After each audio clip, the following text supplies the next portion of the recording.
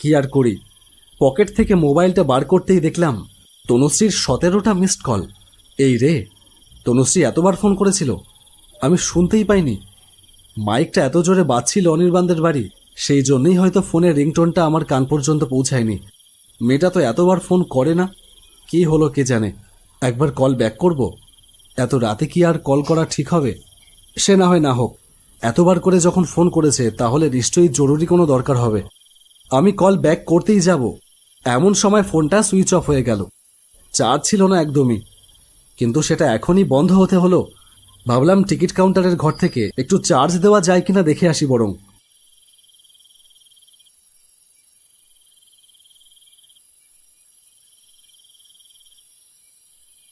Ticket কাউন্টারের সামনে গিয়ে দেখলাম সেখানে কাউন্টার বন্ধ, অর্থাৎ ফোন চার্জ করবার কোনো রাস্তা নেই। ঠিক আছে, কাল সকালেই বরং দেখা যাবে। এরই মধ্যে দূরে ট্রেনের হুইসেল শোনা গেল।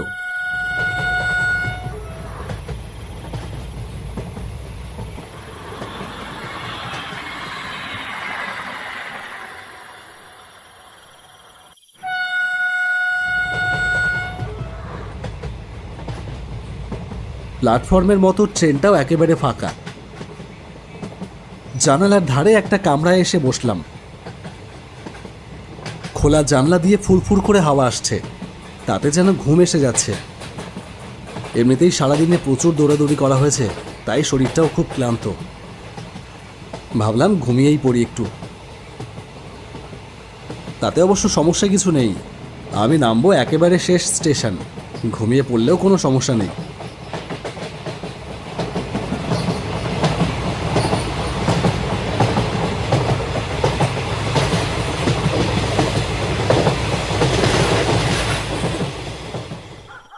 একটা কুকুরের ঘেউ ঘেউ চিৎকারে ঘুম ভাঙতেই দেখলাম ট্রেনটা থেমে গেছে অনেকক্ষণ।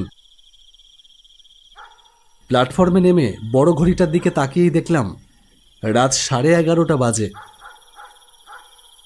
এত রাতে এখন বাড়ি যাবার জন্য টোটো অটো কিছু পেলেই হয়। প্ল্যাটফর্ম থেকে বেরিয়ে এলাম রাস্তার দিকে।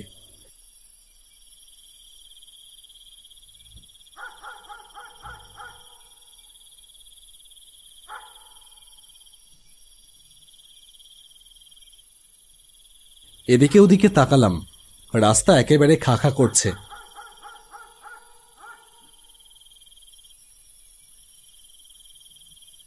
কাছাকাছি কোথাও যেন একটা বাজ পড়ল তীব্র শব্দ করে। তার তীব্র শব্দে চারিদিক যেন কেঁপে উঠল। আমার বাড়ি এখান থেকে অনেকটাই দূরে, কিছু না পেলে যদি হেঁটে যেতে হয় তাহলে প্রায় 1.5 ঘন্টা মতন হাঁটতে হবে। কদিন আগেই এলাকায় একটা মার্ডার হয়েছে, তাই হাওয়া এখন খুব একটা ভালো না চারিদিকে। দুই দলই সমান কুখ্যাত, এদের তাণ্ডবে এখন দিনের বেলাতেও বাড়ি থেকে বেরোতে ভয় করে। এদিকে এত রাতে আমি একা একা বাড়ি ফিরব, ভাবতেই গায়ে কেমন যেন কাঁটা দিয়ে উঠল।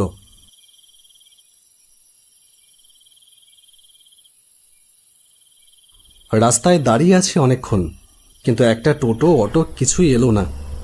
মনে হচ্ছে হেঁটেই যেতে হবে।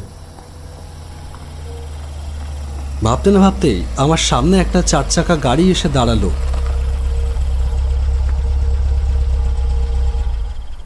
গাড়িটার ভেতর থেকে একজন বেরিয়ে এসে আমার সামনে এসে দাঁড়ালো। তাকে দেখা মাত্রই ভয়ে আমার গাটা কেমন যেন কাঁপতে থাকলো। আমাদের এলাকার কুখ্যাত গুন্ডা পরেশ পান্ডা, এর ভয়ে সারা এলাকা কাঠ হয়ে থাকে, কেউ প্রতিবাদ করে না। প্রতিবাদ যারা করেছিল তাদের পরিণাম হয়েছিল সাংঘাতিক। পুলিশ আইন এদেরকে কিচ্ছু করতে পারে না।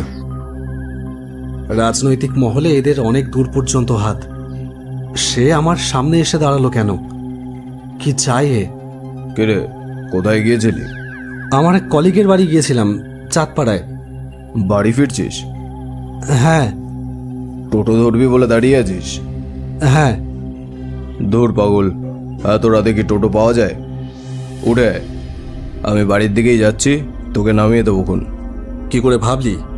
তোর মতন একটা নরকের কীট, নর্দমার পোকা, একটা ক্রিমিনাল, তোর গাড়িতে করে আমি বাড়ি ফিরবো? কিরে, কি ভাবছিস? আয়, উঠে আয়। হ্যাঁ হ্যাঁ হ্যাঁ হ্যাঁ, উঠছি।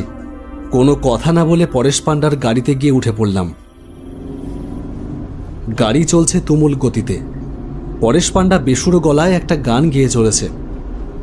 अब तेरे बिन जी लेंगे हम जहर जिंदगी का पी लेंगे हम।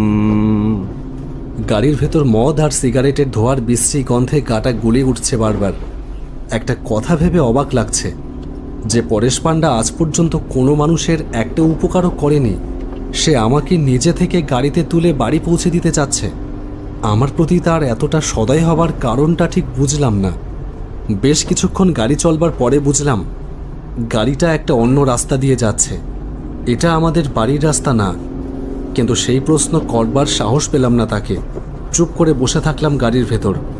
এই লোকটার সাথে আমার একটা ব্যক্তিগত শত্রুতাও আছে। এই পরেশ পান্ডা তনুশ্রীর দিকে হাত বাড়িয়ে আছে অনেক দিন ধরে। এই তো দুদিন আগেই তনুশ্রীর বাড়িতে গিয়ে শাসি এসেছে। শুনুন কাকা, আপনার মেয়েকে একটু বোঝান। রানী হয়ে থাকবে আমার কাছে, গোটা কলোনি মহারানীর মতো সেলাম ঢুকবে। ভালো লাগবে না সেটা? তা না কি সব। যাকগে, শুনুন, পরিষ্কার করে একটা কথা বলি, তনুকে আমি বিয়ে করব, সেও চাক বা না চাক। কেউ আমাকে ঠেকাতে পারবে না।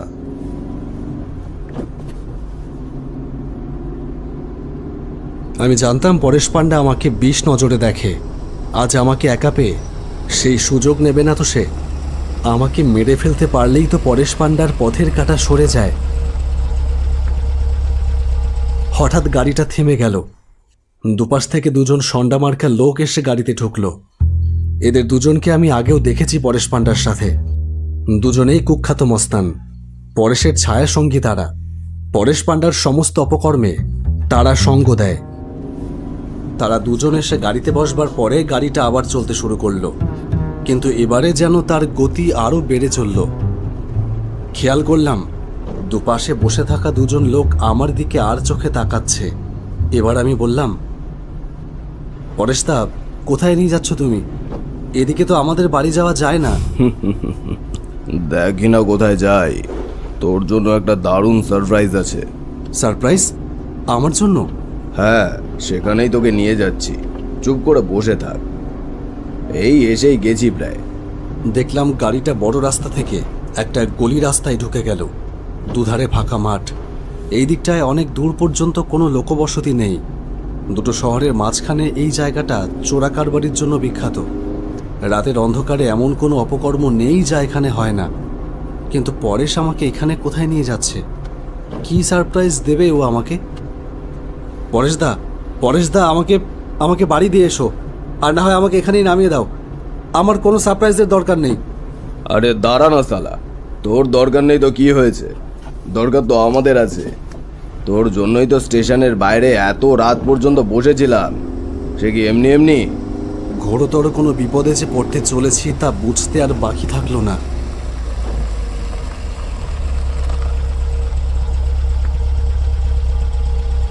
গাড়িটা থেমে গেল। জানলা দিয়ে তাকিয়ে দেখলাম রাস্তার ধারে অন্ধকারের ভেতর একটা পরিত্যক্ত বাড়ি।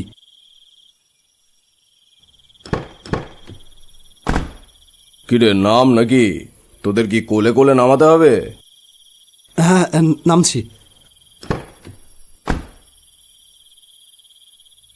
পরেশ পান্ডার পেছনে পেছনে হেঁটে ওই পরিত্যক্ত বাড়িটার ভেতরে ঢুকলাম। ঢুকতেই আমার শরীরটা কেঁপে উঠল অজানা এক ভয়ে। ঘরের ভেতরে ঘুটঘুটে অন্ধকার, তবু মেঝেতে একটা বেঞ্চের ওপর কাপড় ঢাকা ডেড বডিটা পরিষ্কার দেখা যাচ্ছে। এসব কি হচ্ছে? আমি ভয়ে আতকে উঠে বললাম, পরেশদা, পরেশদা, এসব কি? এ কে? আমি তো তোমার কোনো ক্ষতি করিনি পরেশদা, তাহলে আমার সাথে এরকম কেন করছো? আর এটা কার ডেড বডি? এটাই তো তোর সারপ্রাইজ। কিরে, পর্দাটা সরা, আমার ভাইটাকে সারপ্রাইজটা দি। হ্যাঁ গুরু, এই সরাচ্ছি। লোকটা গিয়ে ডেড বডির ওপর থেকে চাদরটা টেনে সরিয়ে দিল। আর তখনই আমার সারাটা পৃথিবী যেন থরথর করে কেঁপে উঠল। বাকরুদ্ধ হয়ে তাকিয়ে দেখলাম আমার সামনে নিথর হয়ে পড়ে আছে তনুশ্রী। যন্ত্রণায় মোচড় দিয়ে উঠল বুকের ভেতরটা। তোর মালটাকে মারতে চাইনি, বিশ্বাস কর। ওকে আজ মকায় পেয়ে একটু আদর করতে চেয়েছিলাম। গুরু, খবর শুনেছো? কি খবর বে? তনুশ্রীর বাবার হার্ট অ্যাটাক হয়েছিল না দুপুরে? হ্যাঁ, তো আমার বাবার কি? তা শুনে আমি কি করব? আমি কি হার্টের ডাক্তার? আরে শোনোই না, সেওরও তো হাসপাতালে ভর্তি।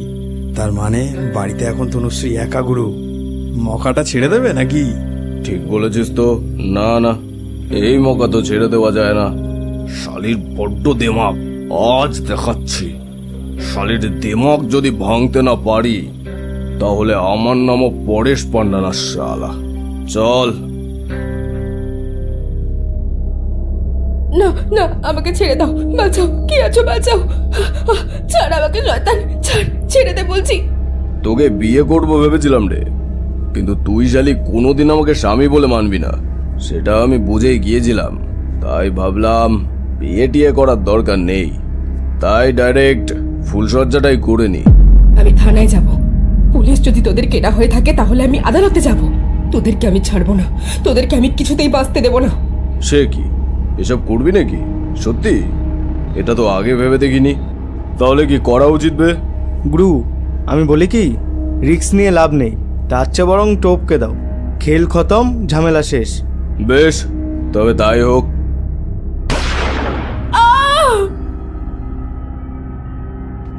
কিছু করার ছিল না বুঝলি। যাকে যা হবার হয়ে গেছে। তোকে যার জন্য এখানে এনেছি সেটা বলি শোন। এই না, এটা ধর, তোর কাছে রাখ। এটা নিয়ে থানায় যাবি, বলবি তনুশ্রী তোর সাথে বিশ্বাসঘাতকতা করেছিল, তাই ওকে তুই এটা দিয়ে খুন করেছিস, বুঝলি? না হলে তোর গোটা পরিবার আমি শেষ করে দেবো। আমার শিরায় শিরায় হঠাৎ জেগে উঠল অপার্থিব এক রাগ, যেন এই মুহূর্তে পৃথিবীতে আমার চেয়ে শক্তিশালী আর কেউ নেই। এই নর্দমার পোকাটাকে আমি পায়ের তলায় পিষে মারতে পারি এক্ষুনি। আমাকে বাধা দেবার সাধ্য স্বয়ং ঈশ্বরেরও যেন আজ নেই।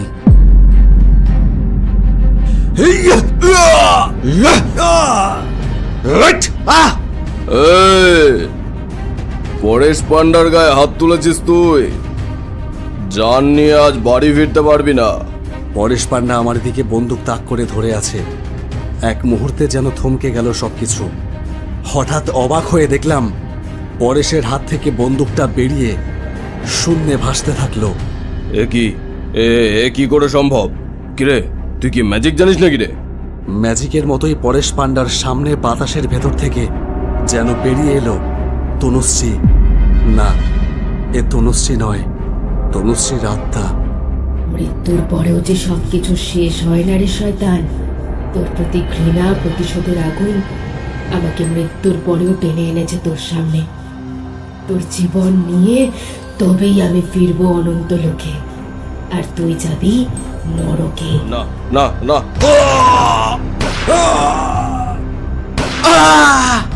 তিনটে নরকের কিট লুটিয়ে পড়ল ঘরের মেঝেতে।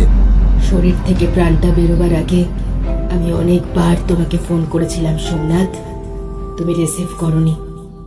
তোমার সাথে ঘর বাঁধবার অনেক স্বপ্ন দেখেছিলাম, স্বপ্নগুলো যে স্বপ্নই থেকে গেল, ঘর বাঁধা আর হলো না। ভালো থেকো সোমনাথ, চলি, বিদায়। তনুশ্রীকে ছাড়া জীবন আমি কি ভাবতে পেরেছি কখনো? কেমন হবে সে জীবন? সে তো মৃত্যুর চেয়েও কঠোর, নিষ্ঠুর আমার কাছে। না, সেই জীবন আমি চাই না। ঘরের মেঝেতে পড়ে আছে পরেশ পান্ডার বন্দুকটা, সেটা তুলে নিতে যাব এমন সময় দৈববাণীর মতন শোনা গেল, এ তুমি কি করছো সোমনাথ? ছি, আমি তোমার কাছে এটা কখনো আশা করিনি। আত্মহত্যা কাপুরুষের কাজ, তুমি না বীর পুরুষ। তুমি চলে গেলে আমার সব স্মৃতিও যে হারিয়ে যাবে। আমি থাকবো সোমনাথ, আমরা দুজনে মিলে যে স্বপ্ন দেখেছিলাম সেগুলো তুমি বাস্তব করে তুলবে। সেই বাস্তবতার ভেতর আমি থাকবো, তোমার চিন্তায়, তোমার চেতনায় আমি থাকবো। আমি থাকবো তোমার মনের গভীরে সারা জীবন।